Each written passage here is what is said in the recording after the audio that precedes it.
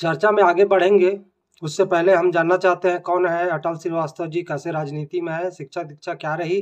फिर चर्चा में आगे बढ़ेंगे सर। मैं मेरे पिताजी सरकारी नौकरी में थे और हम लोग एक मध्यम वर्गीय परिवार से आते हैं। हम लोग 4 भाई और 1 बहन है। हमारी शिक्षा दीक्षा जसपुर में, बिलासपुर में हुई। उसके बाद बिलासपुर के बाद मैंने इंजीनियरिंग कॉलेज से BE सिविल से इंजीनियरिंग किया और पूरे ख़ानदान में कोई भी राजनीति में नहीं है क्योंकि सभी सर्विस करते थे।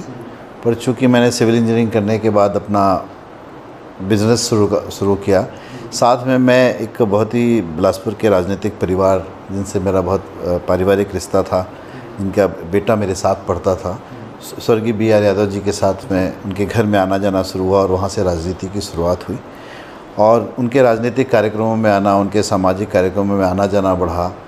चुनाव में उनके लिए काम करने का मौका मिला तो एक राजनीति की तरफ हमारा ध्यान गया और हम उसकी ओर आकर्षित हुए और इस तरीके से धीरे धीरे ये बात 93-94 की थी। फिर राजनीति में चलते गए, फिर राजनीतिक में पद भी मिला, संगठन में काम करने का मौका मिला और स्वर्गीय BR यादव जी बहुत ही सरल सज्जन और बहुत ही नेक इंसान थे और उनके साथ मिलकर राजनीति शुरू करने का मौका मिलना अपने आप में बात है।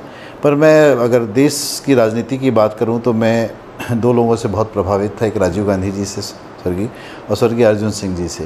उनकी कार्यशैली, उनके कार्य करने की क्षमता से प्रभावित था और फिर जब छत्तीसगढ़ राज्य बना और छत्तीसगढ़ राज्य बनने के बाद संगठन में बहुत से मौके मिले और मैं पूर्व मुख्यमंत्री भूपेश बघेल जी के करीब आया, उनके साथ काम करने का मौका मिला, उनकी सोचने समझ छत्तीसगढ़ को लेकर उनकी जो स्वप्न दिशा थी उसको समझा कि किस तरीके से वो छत्तीसगढ़ को लेकर सोचते हैं। तो मुझे उनके साथ काम करने का मौका मिला और उन्होंने भी मुझे बहुत सारी जिम्मेदारियां दी, बहुत सारा काम दिया और मेरे कामों को सराहा भी। और आज 2019 में लोकसभा के चुनाव की टिकट मुझे मिली थी, जो मैं चुनाव हार गया था, और 2023 में विधानसभा की टिकट भी उन्हीं के आशीर्वाद से मिली है और आज भी हम लोग उनके साथ काम कर रहे हैं।